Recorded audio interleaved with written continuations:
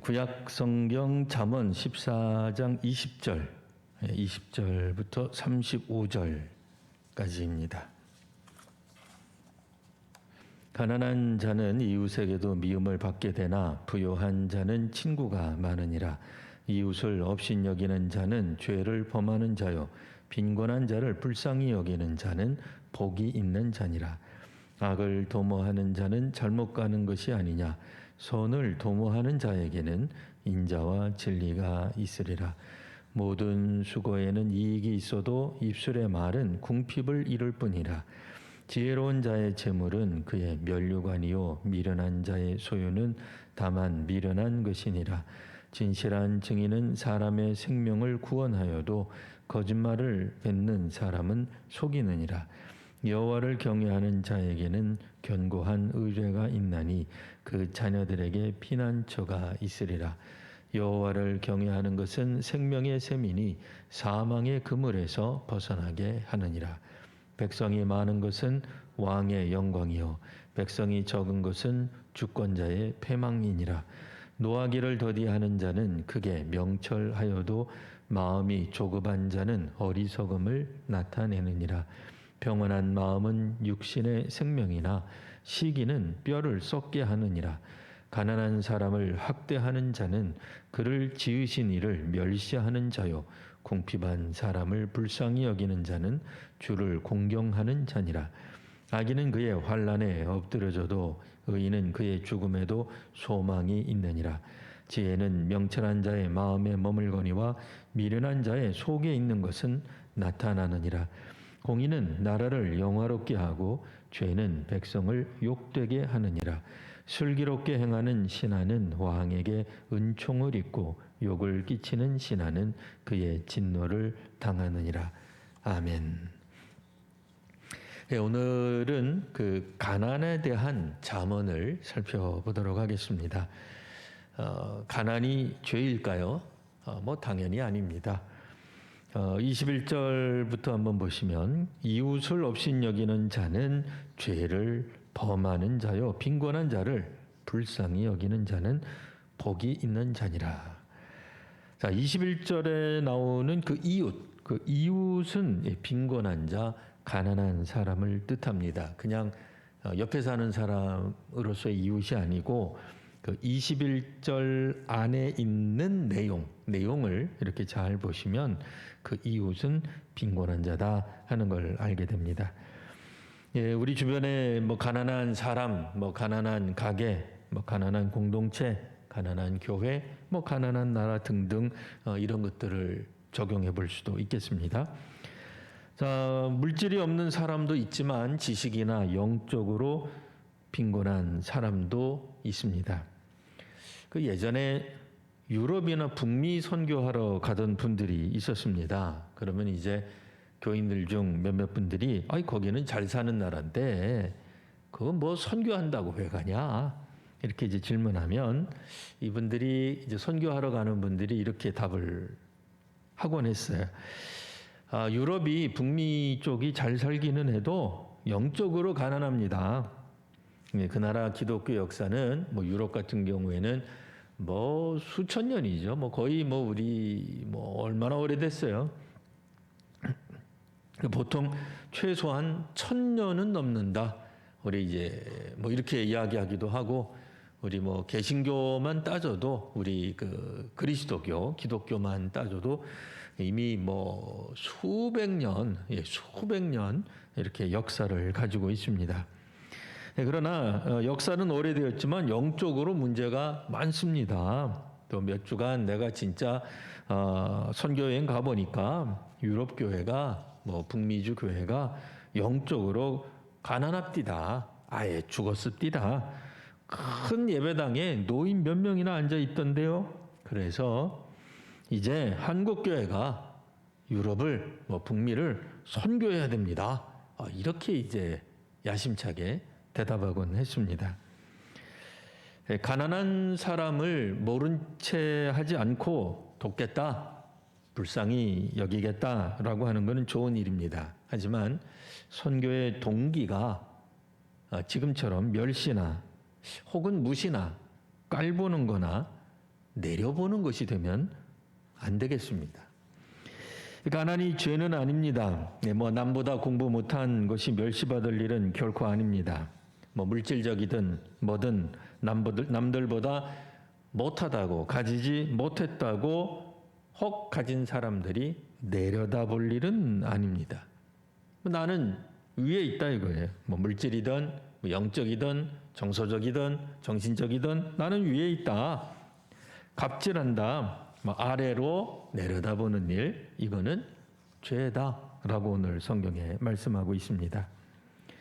자, 그러면 20절을 우리가 어떻게 봐야 할까요? 자, 20절 한번 볼까요? 가난한 자는 이웃에게도 미움을 받게 되나 부요한 자는 친구가 많으니라. 20절 이게 뭘까요? 그럼 당시 현실을, 그러니까 이제 근 수천 년이죠. 일단은 구약 성경은 최소한 2000년 전이에요. 예. 그건 물론 이제 2000년 전만 하면은 신약 성경이 되니까요. 최소한 2000년 전이에요. 그리고 나서도 몇백 년 내지는 1000년도 더 올라갈 수 있어. 그러면 2500년 전이나 한 3000년 전까지도 가는 거예요. 그러면 20절, 이 가난한 자는 이웃에게도 미움을 받게 된다. 부요한 자는 친구가 많다. 이거 당시 현실을 그냥 기술한 건가요? 이를테면 이런 거죠. 아들아, 세상은 이렇단다. 세상은 이렇게 뒤틀려 있단다. 요즘 말로 바꾸면 야, 이게 나라냐? 이거 헬조선이다. 이런 의미일까요?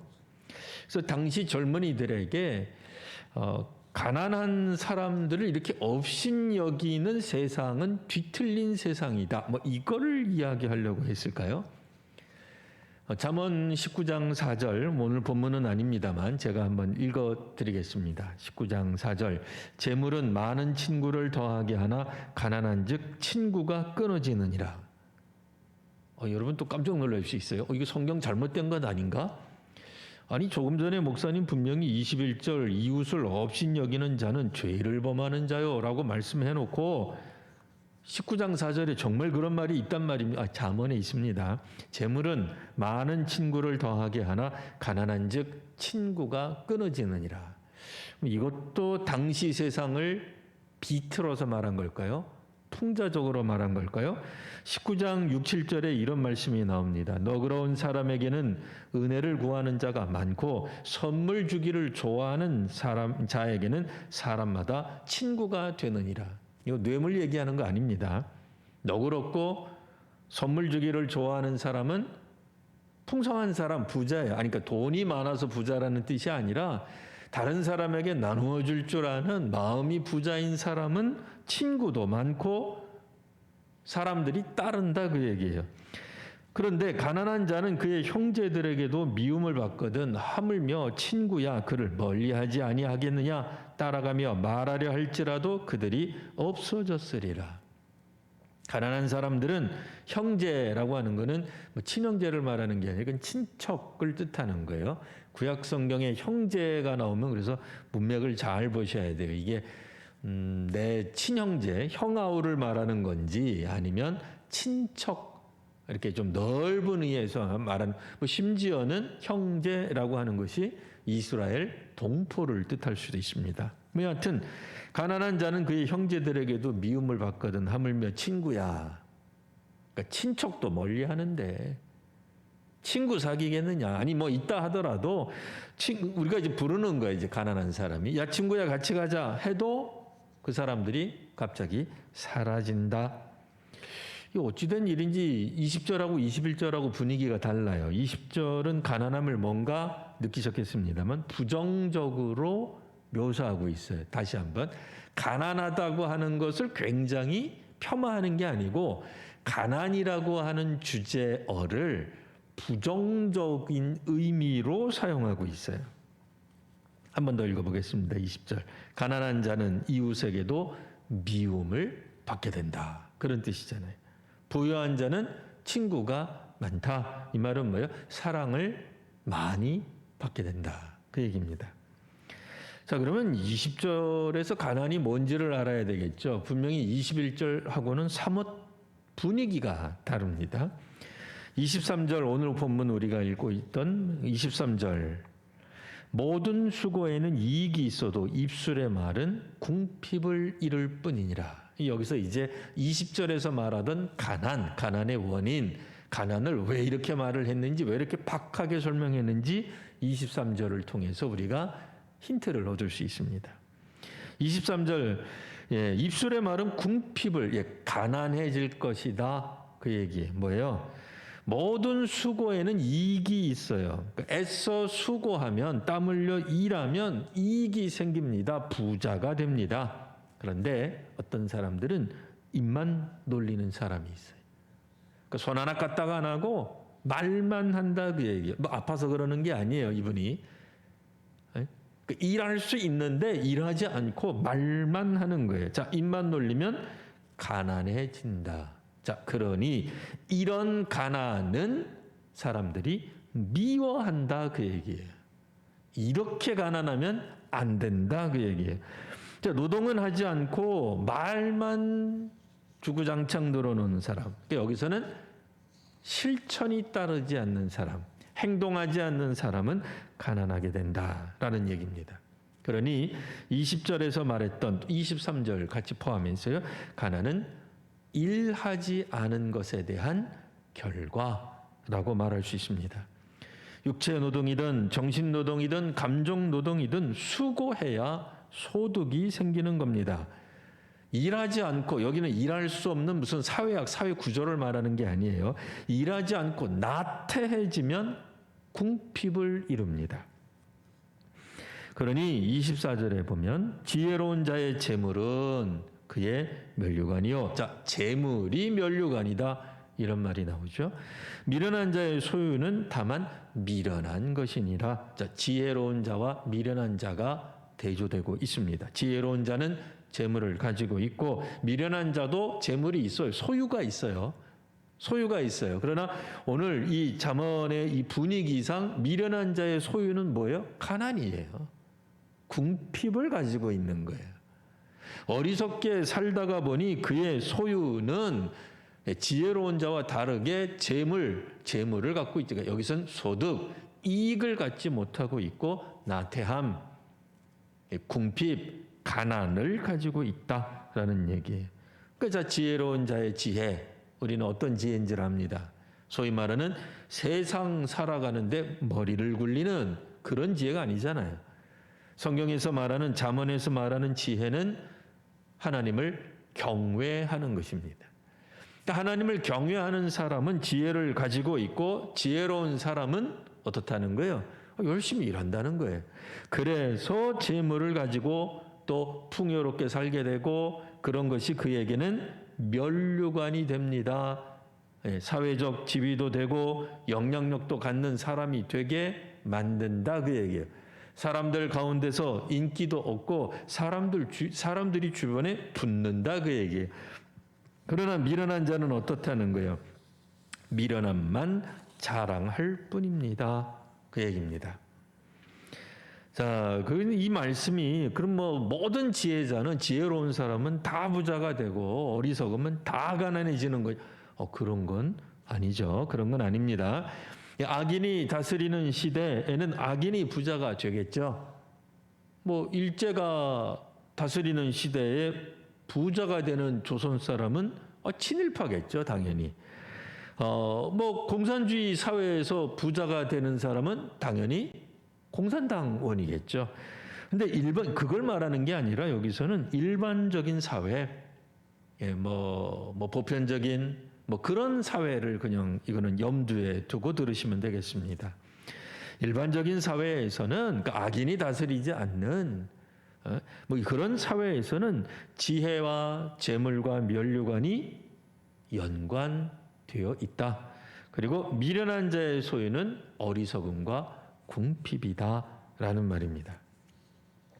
계속해서 25절 보시면 진실한 증인에 관한 얘기가 나옵니다. 자, 그럼 25절에 있는 진실한 증인은 성경 보시면 26절에는 뭐예요? 여호와를 경외하는 사람.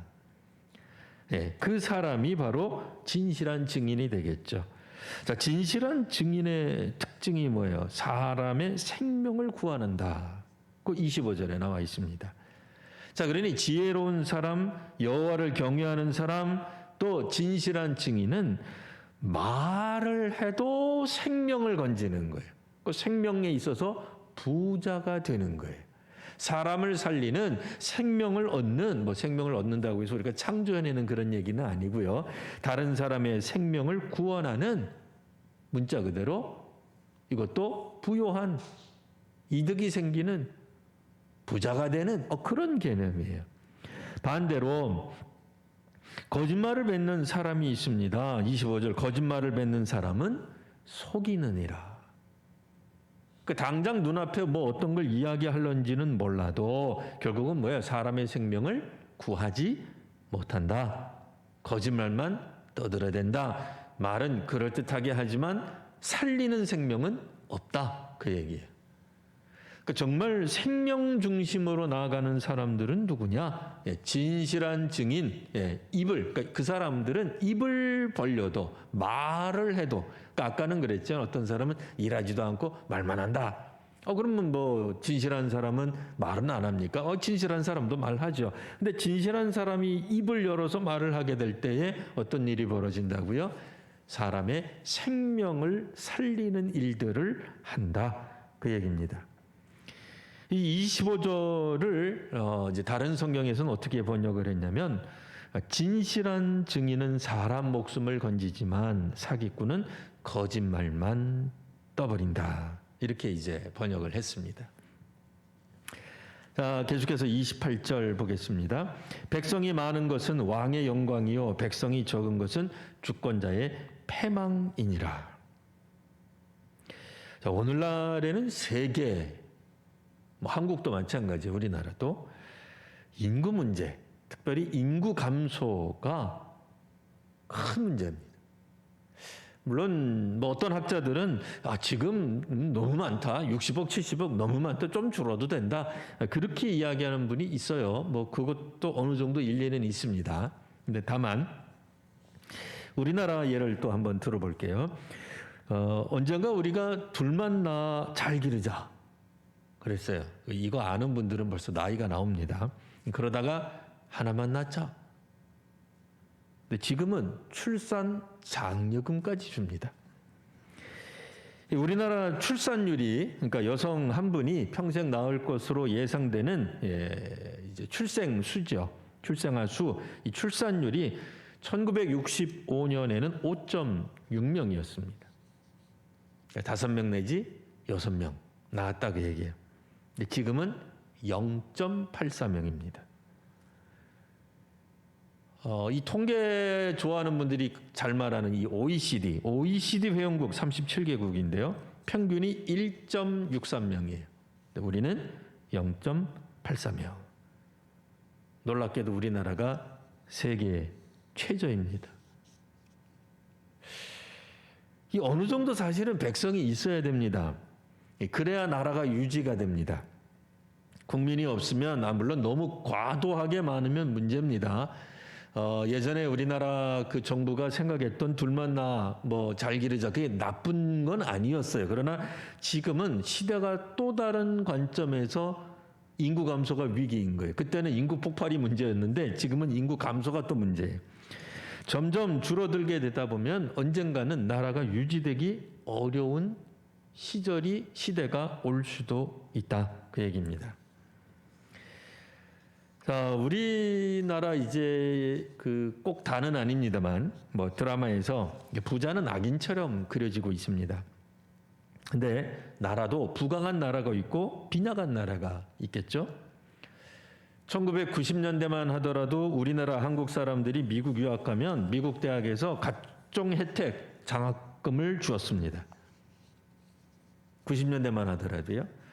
근데 언젠가부터 아시아 사람들, 아프리카 사람들에게 주던 장학금 혜택을 한국 사람들에게 안 주겠다는 거예요. 혹시 90년대 당시 대한민국 정부의 외교 실패일까요? 아니죠. 장학금 왜 안 주는 거예요? 우리나라가 잘 살게 되었으니까. 더 이상 가난한 나라가 아니니까 안 주는 거예요. 뭐 외교 실패가 아니고 뭐 정치 외교 실패가 아니고 우리나라가 부강해진 거예요. 여러분, 부자가 된다는, 나라가 부자가 되고 강해지는 게 나쁜 거예요? 아니죠. 뭐 어떤 개인이 부자가 되는 건 악할 수 있어요. 근데 나라가 부자가 되는 게 그 반드시 나쁘다고 말할 수는 없죠. 자, 28절을 그래서 다시 한번 보시면 28절 백성이 많은 것은 왕의 영광이다. 백성이 적은 것은 주권자의 패망이다. 자, 이 말이 그러니까 무조건 인구는 많아야 된다. 부자 나라가 좋다. 강한 나라는 뭐 다 좋은 거다. 무조건 옳은 거다. 그러면 뭐 지금도 세계에서 가장 많은 인구수를 가진 두 나라가 있죠. 거의 뭐 전 세계 절반쯤에 해당하는 두 나라가 있습니다. 그럼 그 나라는 다 좋습니까? 아니죠. 그런 얘기는 아니에요. 그 뭐 인구만 무조건 많으면 다 복 받았다는 거냐? 그런 건 아닙니다. 무조건 부자 나라가 되고 군사력으로 강하면 다 좋다는 건 그런 뜻은 아니죠. 하지만 아까도 말씀드렸듯이 이게 최소한 2000년, 길면 한 3000년 전쯤 생각하는 고대 사회 얘기예요. 고대 사회에서 인구가 늘어난다는 것은 나라가 그만큼 부강해진다는 걸 의미한 겁니다. 뭐 오늘날처럼 인구 폭발의 문제도 아니고 그러나 분명히 수천 년 전에도 인구 감소는 나라의 존립을 위태하게 만드는 문제였어요. 자, 이런 관점을 가지고 20절 우리가 다시 한번 생각해 보시면 가난한 자는 이웃에게 미움을 받게 되거나 부유한 자는 친구가 많으니라를 조금 더 분명하게 읽을 수 있게 됩니다. 분명 가난은 죄가 아닙니다. 20절에서 가난은 사회 구조 악 때문에 생긴 그런 악을 말하는 게 아닙니다. 자, 21절에서 이웃을 업신여기는 거, 뭐 22절 악을 도모하는 거, 23절 일하지 않고 이익을 얻으려고 하는 거, 24절 지혜가 아니라 어리석음을 따르는 거, 이런 것과 연관이 있는 분명히 그런 가난, 그런 잘못된 뭐 그런 걸 이야기하고 있는 겁니다. 이처럼 잠언에서는 가난한 사람에 대한 긍휼, 분명히 긍휼을 강조하는 구절이 오늘에도 있었습니다. 오늘도. 하지만 사람들에게 미움을 받는, 그러니까 지적을 받는 가난도 있음을 언급하고 있습니다. 사실 부강한 나라가 되는 것은 통치자뿐 아니라 백성에게도 복된 일이고 좋은 일입니다. 34절 공의는 나라를 영화롭게 하고 죄는 백성을 욕되게 하느니라. 하나님을 경외하는 사람들은 공의를 실천하며 공의를 따라 살아갑니다. 35절 슬기롭게 행하는 신하는 왕에게 은총을 입고 욕을 끼치는 신하는 그의 진노를 당하느니라. 지혜를 따라 공의롭게 열심히 일하는 사람이 슬기롭게 행하는 신하다라고 하는 말입니다.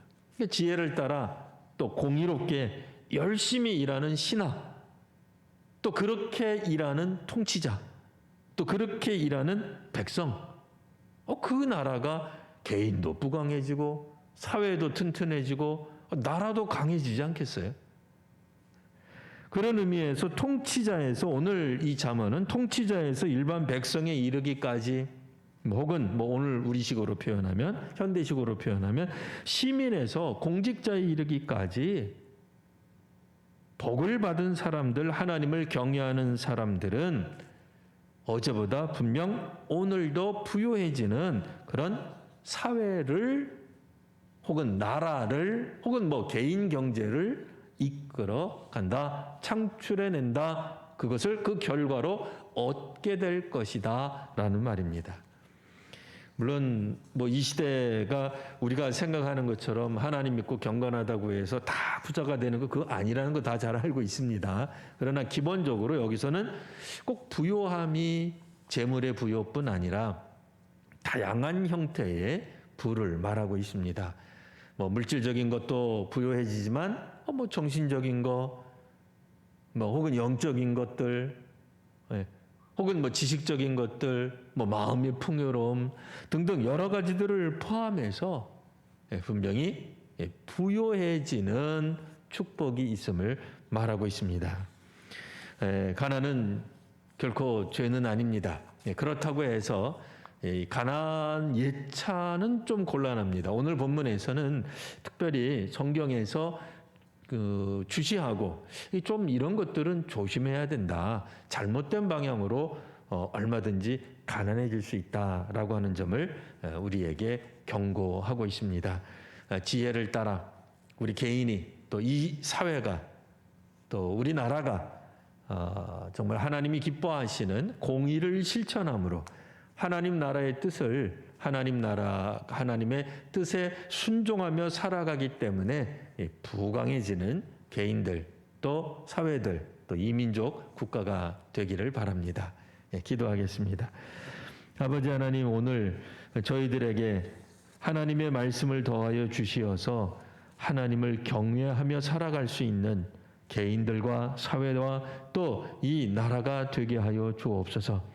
그래서 우리들이 악한 방법으로 부자가 되는 것이 아니라 공의로운 방법으로 우리가 하나님 앞에서 하나님 안에서 부자가 되고 또 세계를 잘 지도할 수 있는 이 민족이 되게 하여 주옵소서. 거룩하신 우리 구주 예수님 이름으로 기도드리옵나이다. 아멘.